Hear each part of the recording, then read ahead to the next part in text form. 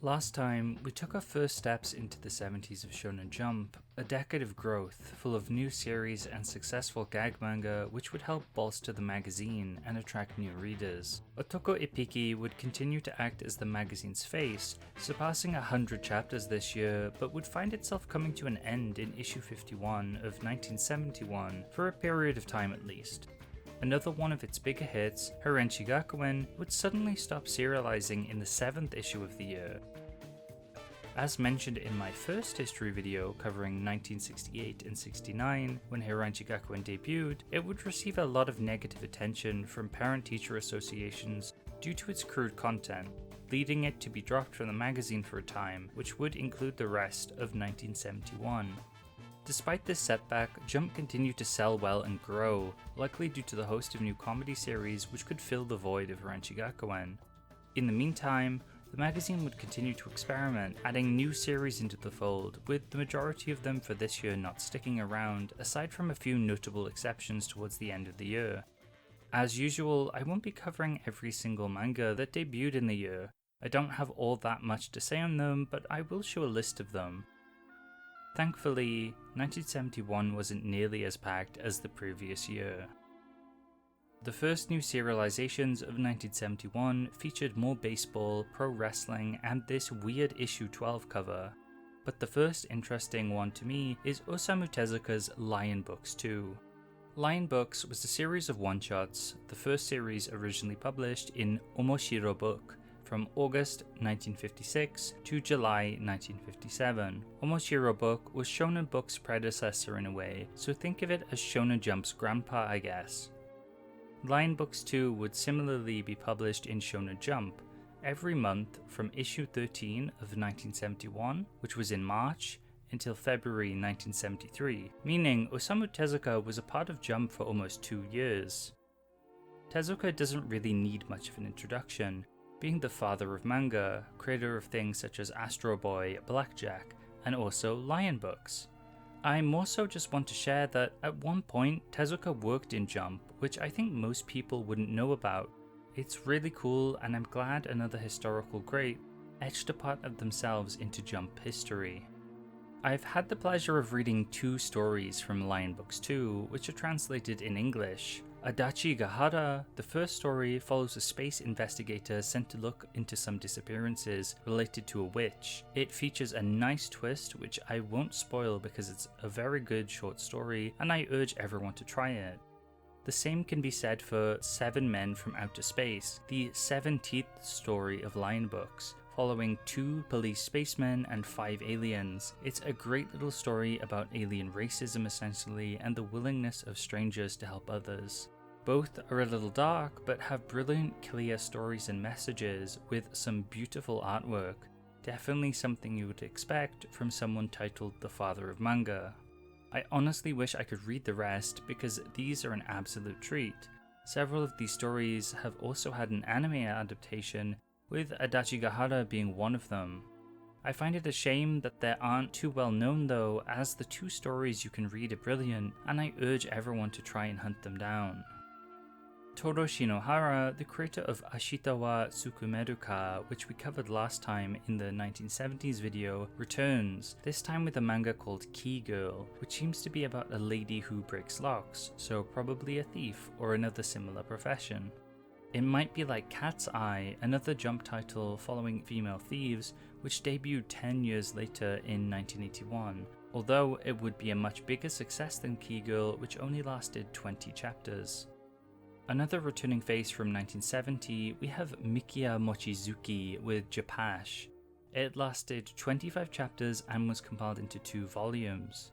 Set in the early 20th century, explorers discover a Mayan tablet engraved with the names of those who would try to conquer the world. Alexander the Great, Genghis Khan, Napoleon, Hitler, and Japash are all listed with their dates of birth and death, aside from Japash's date of death. The story follows Hikaru Hyuga, born on December 8, 1956, the day Japash would be born. From what I can gather, he seems to be a beautiful and eloquent boy who eventually goes on to form a military organization called Japash, and uses it to take over Japan in an effort to fulfill the prophecy set by the Mayan stone. Originally, I thought he might have been a lady since he looks extremely feminine, but he is male and in this case reminds me of Ash Crimson from King of Fighters, both being powerful, feminine, but also possess evil or bad personalities, which you wouldn't expect from a protagonist. Originally, Mochizuki wanted it to be a revenge story, but Hikaru became more and more evil over time, and it's possible the series was discontinued by Mochizuki because of this reason. Either way, it sounds like a fascinating concept for a manga, especially one in Shonen Jump, where evil protagonist characters don't really exist. Yontaro Ichihime, or Four Boys and a Girl, was created by Baron Yoshimoto and lasted 14 chapters, compiled into 2 volumes. The covers are filled with all sorts of striking characters, one even looking very similar to Batman. The chapter titles also mention Satan and Greek heroes. From these details and what synopsis I could find, it sounds like a very wacky sci-fi story following 5 children who decide to rebel against God.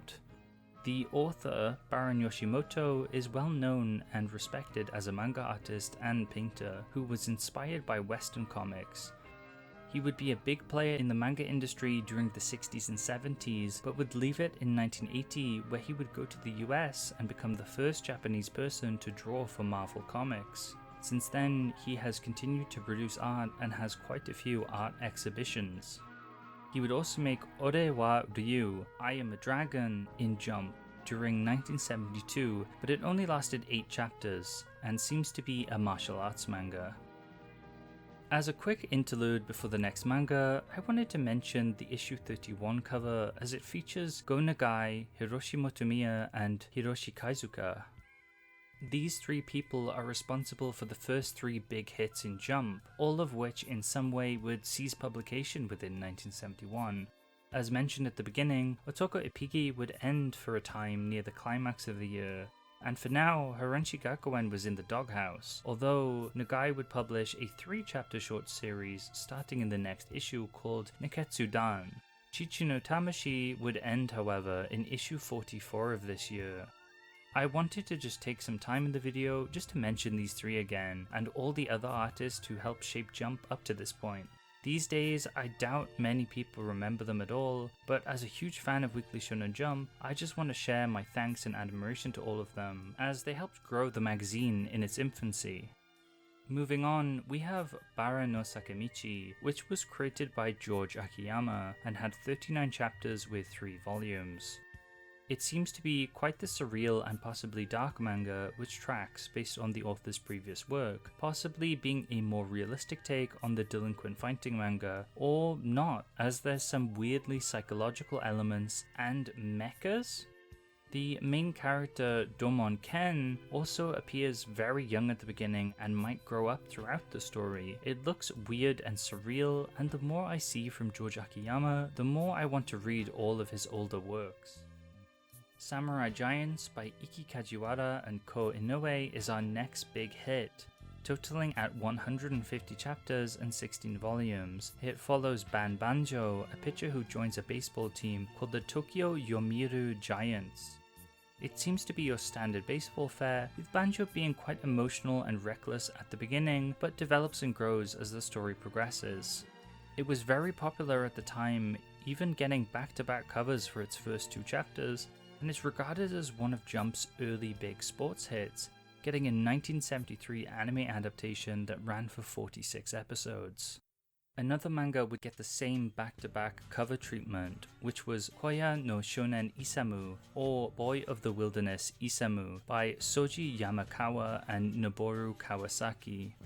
Jump were right on the money, giving Isamu 2 back-to-back covers, as it would go on for 111 chapters and 12 volumes, becoming the face of the magazine as Otoko Ipiki came to a close. The story follows Isamu, the son of a samurai and an American Indian who were both killed by racist outlaws. He uses the skills of his late parents and newfound gunslinging skills from an outlaw mentor to survive the Wild West and take on his family's killers. The artwork is gorgeous, especially the covers. It is, however, untranslated in English, but I think an Italian translation does exist if you're lucky enough to know the language. An anime was produced in 1973 that spanned 52 episodes, further pushing it as a big success in the history of Shonen Jump. A few more manga would debut before the end of 1971, the short-lived football manga Head Kiba being one of them. 1971 overall saw plenty of weird titles, but most importantly 2 new massive hits, with the last 2 manga we talked about, both of which would continue strong into 1972 and take the mantle from their older previous successors who had just ended. But some torches aren't quite ready to be passed, as in the first issue of 1972, Harenchi Gakuen would make its long-awaited return, and with every year, plenty more new manga would get serialized, which I'll list across the screen again before we continue with our next series.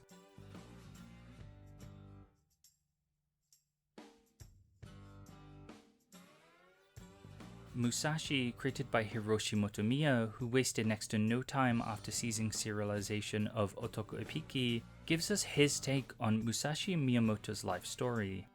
Despite it being one of the rare manga you can actually read fully from this period, I'd heavily dissuade you to. It's not a very good manga.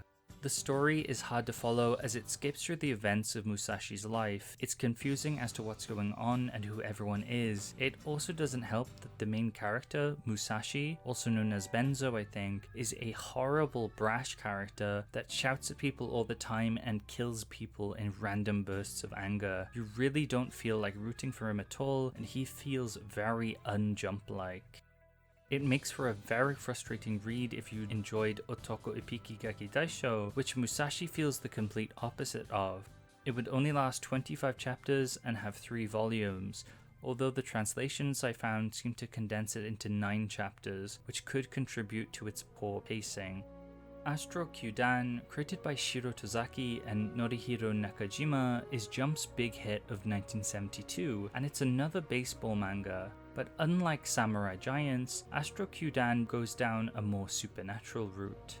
It lasted 183 chapters and had 20 volumes. Even though it was a baseball manga, it took strides to be unique, featuring 9 superhumans with baseball-shaped birthmarks who would go on to beat the other major Japanese teams as well as the American Major League Baseball Association. It featured things like special balls and techniques one might see in a modern shonen sports manga, and was known for being very over the top. Apparently only 3 full games were ever played in the series, and people would regularly die in deathmatch-like games, which sounds insane and something I wish I could read. It's the grand champion! From the information I can gather, it also sounds like the original writer stopped writing for the project at some point because they couldn't handle the escalation of the series, which I think is pretty funny if true, as a lot of shonen struggle with escalation problems. It ended up having a 2005 drama adaptation and even a PS2 game, but most importantly, it would leave its mark on Jump by breaking the boundaries of what was realistically possible, likely being partly inspirational for all the crazy battle shonen we see today. Boku no Dobutsuen Nikki Ueno Dobutsuen Nishiyama Toshio Hanseki by Toshio Nishiyama and Koichi Iemori lasted 99 chapters and had 10 volumes. It followed the writer who was a real-life zookeeper at Ueno Zoo in Taito, which apparently was Japan's oldest zoo at the time. He would eventually become the zoo's director in 1981 before retiring in 2005. I imagine it was filled with day-to-day accounts from Nishiyama, perhaps focusing on certain animals and how the zoo was run. For our final manga of 1972 and this video, we have Mazingazi by Go Nagai. It's one of his most well-known series and was a huge force in popularizing the super robot subgenre. It was also the first series to use the idea of mecha that people actually rode in, so in a sense, I can thank Mazingazi and Go Nagai for helping influence one of my favorite things ever, which is Gundam. The story follows Koji Kabuto, a young student whose parents died years before the story begins, so he lives with his grandpa, the creator of the titled Mazingazi. Eventually, he comes into possession of the massive robot and becomes its pilot, fighting off other mecha beasts sent by the evil Dr. Hell in a Monster of the Week style format. It lasted 44 chapters, and I believe following its conclusion, this would be the end of Go Nagai's major contributions to Jump, with him only appearing back throughout the 70s, doing other smaller works for the magazine. All of Mazingazi has been translated and you can read it, and I'm happy to say it's an alright read. I wouldn't expect anything groundbreaking from it, but it's fairly entertaining to see the weird mecha Go Nagai has created, and also it's nice to witness a piece of mecha history. Mazingazi would find great success, even being re-released in Kodansha's TV magazine in 1973. It would end up with multiple sequels and a TV anime that ran for 93 episodes. Mazingazi isn't really seen as much of a Jump manga though, as it would receive its popularity mostly from its anime. Regardless of that, it debuted in Jump, and that's where it had its original run, so I'm glad something so iconic to mecha originated from the magazine. And with that, we come to a close on 1972. We're a ways into the 70s now, and the landscape of Jump has begun to change. In a way, we've gone through the magazine's first life cycle, where much of the original manga the magazine started with have ended. But in its place, we have some solid new faces, the multiple gag manga from 1970 and the two new baseball manga from 1971 and 1972, with the magazine transitioning from Mankichi to Isamu as the new face of the magazine. Next time, we'll go through the middle years of the 70s and unearth even more interesting manga that you'd likely have never heard of. For now though, make sure you're subscribed and feel free to check out any other videos I've made, or you can wait for the next installment of this series. You can also follow me on Twitter at Trentinart for some occasional manga rambling, weekly Shonen Jump rankings, or art. As always, thank you for watching and take care.